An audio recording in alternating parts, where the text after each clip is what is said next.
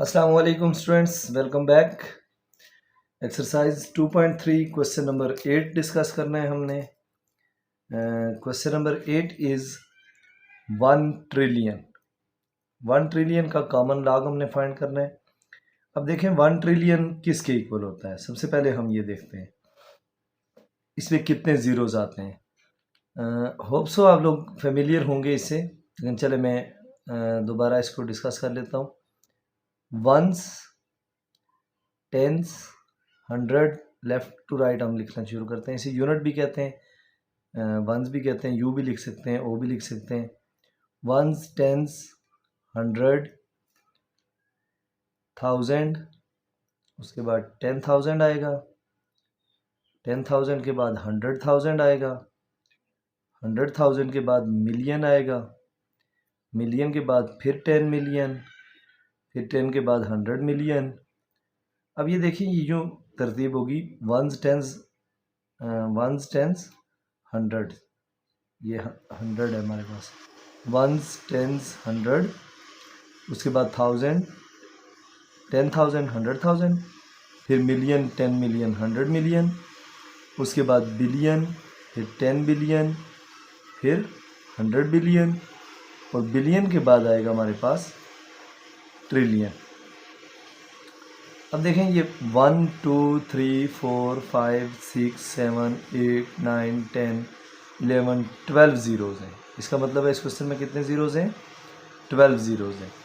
यानी हम इसे यूँ लिखेंगे, क्योंकि यहाँ पे आकर बिलियन आ रहा है, ट्रिलियन आ रहा है, तो इसकी जगह मैं 1 लिखता हूँ और इसके आगे 12 ज़ीरोज़ लिखने हैं। तो देखें मैं 12 ज़ीरोज़ लिखता हूँ यहाँ पे।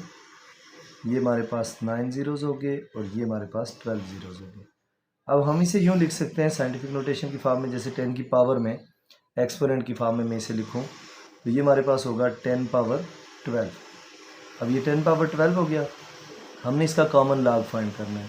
तो लॉग की ये प्रॉपर्टी होती है कि उसमें पावर जो होती है वो शुरू में आ जाती है। जब यहाँ पे मैं लॉग अप्लाई करूँगा, यानी लॉग ऑफ 10 पावर 12 करेंगे, तो ये लॉ है कि पावर जो होती है वो शुरू में आ जाती है, यानी 12 log ऑफ 10 बन जाएगा। पिछली वीडियो में मैंने डिस्कस किया था 2.3 स्टार्ट, जहाँ पे की थी कि log ऑफ 10 किसके इक्वल होता है? 1 के इक्वल होता है। We know that log of 10 is equal to 1। It means हम लिखेंगे 12 log ऑफ 10 की जगह, log ऑफ 10 की जगह 1 आ जाएगा। log ऑफ 10 पूरा 1 होता है, तो ये 12 इंटू 1, 12 आंसर आ जाएगा हमारे पास। हाँ, अब नेक्स्ट क्वेश्चन देखें जी, क्वेश्चन नंबर 9।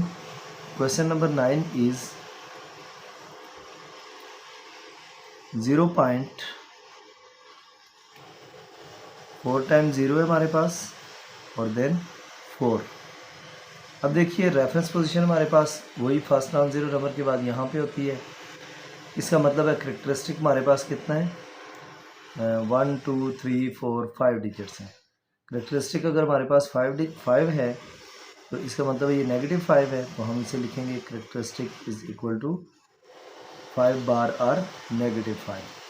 अब मेंटीसा कहाँ से आएगा? मेंटीसा चूँकि मैंने आपको बताया था लेफ़्ट टू राइट जो फर्स्ट नॉन ज़ीरो नंबर होता है वहाँ से हम स्टार्ट लेते हैं 2 डिजिट कंबाइन करने। अब एक ही नॉन ज़ीरो नंबर है मेरे पास, ये 4। इसके आगे यहाँ कोई नंबर नहीं है, तो इट मीन्स जब कोई नंबर नहीं होगा तो 4 के आगे हम 0 लगाएंगे तो ये 40 बन जाएगा। अब इसका मतलब है हमने वैल्यू कहाँ देखनी है? हमने वैल्यू देखनी है 40 के 0 में। 40 के 0 में देखेंगे, जितनी वैल्यूज़ कम होती हैं हम उसके लिए ज़ीरोज़ लगाते हैं। अब ये देखिए हमारे पास ये 40 है और 40 के 0 में वैल्यू है 6021, तो मेंटीसा हमारे पास आ गया 0.6021। अब हम लिखेंगे log of 0.00004 is equal to characteristic point mantissa 5 bar 0.6021। अच्छा, लास्ट वीडियो में मैंने बात की थी कि जो नेगेटिव करेक्टरिस्टिक वाले क्वेश्चन होते हैं उनका आंसर टेबल से देखकर अगर आप लिखेंगे तो वो डिफरेंट होगा, और अगर आप कैलकुलेटर से उसे कैलकुलेट करेंगे तो वो डिफरेंट होगा। तो आप दोनों आंसर लिख लें। देखें हम यहाँ पे लिख लेते हैं log ऑफ 0.00004। तो ये वैल्यू हमारे पास कितनी आती है, -4.3979। तो अब यहाँ लिख लेंगे ये वैल्यू हमारा आंसर है, या फिर -4.3979। यानी ये वैल्यू जो मेरे पास आई है ये कहाँ से आई है, बाय कैलकुलेटर। बाय कैलकुलेटर और बाय टेबल दो अलग अलग वैल्यूज़ आएंगी और ये दोनों करेक्ट मानी जाएंगी। आपके पास बुक पे आंसर भी ये दोनों लिखे हुए हैं, तो आप इस फॉर्म में इसे सॉल्व करेंगे। Now come towards question number 10। अब देखिए क्वेश्चन नंबर 10 क्या है हमारे पास। Question number 10 is just 4। अब देखें इसका मतलब है रेफरेंस पोजीशन तो यहाँ पे ही आएगी, फर्स्ट नॉन ज़ीरो नंबर यही 4 है। अब ये फर्स्ट नॉन ज़ीरो नंबर है हमारा, तो इसकी राइट साइड पे कोई डिजिट नहीं है, तो it means characteristic is equal to, कोई डिजिट नहीं है तो 0। मेंटिसा के लिए मेंटिसा इज़ इक्वल टू, अब देखें अगेन 4 के आगे 0 लगाएंगे, 40 बन जाएगा 2 डिजिट बनाने के लिए, तो 40 के 0 में हम वैल्यू देखेंगे। फिर आगे 0 हम क्यों नहीं लगाते, क्योंकि डिफरेंस कॉलम 0 होता ही नहीं है। तो मेंटिसा हमारे पास फिर आ जाएगा, वही सेम वैल्यू आएगी, ऊपर भी हमने 40 के 0 में देखी थी, तो 0.6021। अब इसे जब हम लिखेंगे तो लिखेंगे log of 4 is equal to 0.6021। अब ये चूँकि पॉजिटिव वैल्यू है, इसका करेक्टरिस्टिक पॉजिटिव है, यानी ना पॉजिटिव ना नेगेटिव 0 है, तो इससे कोई इफेक्ट नहीं पड़ता। अगर आप देखें तो मैं कैलकुलेटर से आपको वेरीफाई करवा देता हूँ। log of 4 is equal to, अब ये देखें हमारे पास 0.6020 के बाद नंबर 5 है, तो इट मीन्स हम 4 डिजिट पे राउंड ऑफ करेंगे, तो 6021 आंसर होगा। तो चूँकि जिनका नेगेटिव करेक्टरिस्टिक नहीं होता उनका आंसर कैलकुलेटर से और टेबल से सेम आता है। तो दिस इज़ पार्ट नंबर 10। अब क्वेश्चन नंबर 11 करते हैं। क्वेश्चन नंबर 11 क्या है हमारे पास, उसको देखिए। Question number 11 is 4000। अगेन वही 40 के 0 और 0 वाली बात है, 4000 है। यहाँ पे मैं रेफरेंस पोजीशन लगाऊंगा फर्स्ट नॉन ज़ीरो डिजिट के बाद 4 के बाद, तो it means now we have characteristic 3, क्योंकि हमारे रेफरेंस पोजीशन से राइट साइड पे 3 डिजिट हैं, तो इट मीन्स करेक्टरिस्टिक कितना है, 3। अब मेंटिसा क्या होगा, मेंटिसा के लिए हम क्या करेंगे, फिर वैल्यू देखेंगे, 40 के 2 डिजिट इकट्ठे किए 40 बन गया, 40 के 0 में। अगर आगे डिफरेंस कॉलम 0 होता हम उसमें भी देखते, चूँकि डिफरेंस कॉलम 1 से स्टार्ट होते हैं, उसमें 0 होता ही नहीं है, तो इट मीन्स सिर्फ 40 के 0 में वैल्यू देखेंगे, और वो अगेन वैल्यू यही आएगी जो हमारे पास पहले आ रही है, 0.6021। अब हम लिखेंगे log of 4000 is equal to characteristic point mantissa, so 3.6021। Now come towards question number 12. Question number 12 is 54. Just 54 है हमारे पास। अब हमने इसका log फाइंड करना है। फर्स्ट नॉन ज़ीरो नंबर के बाद रेफरेंस पोजीशन, यानी 5 के बाद रेफरेंस पोजीशन, राइट साइड पे एक डिजिट है, इट मीन्स करेक्टरिस्टिक 1। अब मेंटिसा के लिए 2 डिजिट कंबाइन करने हैं, तो 5 और 4 54 2 डिजिट कंबाइन हो गए। 54 के आगे वैल्यू कोई नहीं है, तो इट मीन्स 54 के 0 में हम वैल्यू देखेंगे। अब देखिए 54 के 0 में वैल्यू क्या है, 54 देखते हैं जी किधर है, ये हमारा 54 और उसके 0 में है वैल्यू 7324। ये आप लोग बुक पे भी देख सकते हैं, इस लॉग टेबल पे भी देख सकते हैं। ये 54 है हमारा और ये उसका 0 है 7324, तो ये 0.7324 ये वैल्यू आ गई। अब हमने लिखना था log of 54 is equal to characteristic that is 1 point mantissa 7324। Question number 13। Question number 13 है हमारे पास 1.009।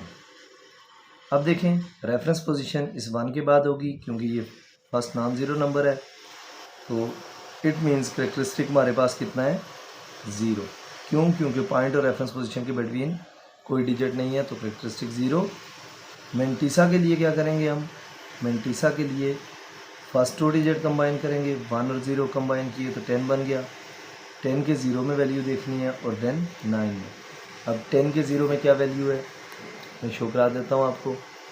ये देखिए हमारे पास ये 10 है और 10 के 0 में वैल्यू, ये वैल्यू हमारे पास 0 0 0 0।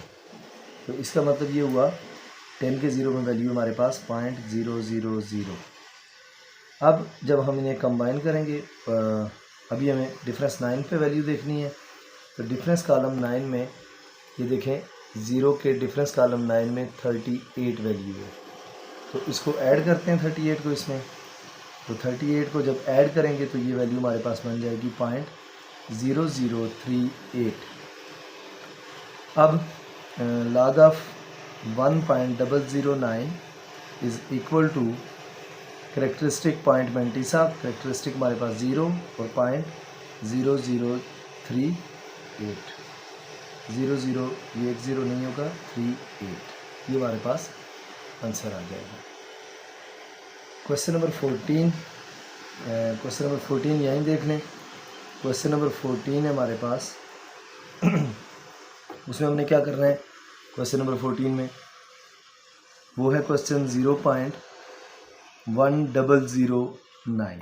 सेम क्वेश्चन है, यहाँ पे रेफरेंस पोजीशन, तो करेक्टरिस्टिक हमारे पास आ गया, पॉइंट और रेफरेंस पोजीशन के बिटवीन कोई डिजिट नहीं है, सॉरी यहाँ पे reference position first non zero number के बाद, तो इन दो के बिटवीन 1 डिजिट है 1, तो ये करेक्टरिस्टिक हो जाएगा -1। और मेंटिसा के लिए हम क्या करेंगे, मेंटिसा इज इक्वल टू 10 के 0 में और डिफरेंस 9 में वैल्यू देखेंगे, ऊपर हमने देख के लिख दी हुई है 0.0038। अब इसका मतलब है log of 0.1009 is equal to 1 bar 0.0038। अब इसका करेक्टरिस्टिक नेगेटिव है, तो इसलिए हम क्या करते हैं, इसका log कैलकुलेटर से भी ले लेते हैं ताकि वो भी क्लियर हो जाए। तो log ऑफ 0.1009, तो ये वैल्यू आ जाएगी -0.9961, तो R -1.9961। लास्ट पार्ट है जो आपके पास क्वेश्चन नंबर 15, उसमें है -4।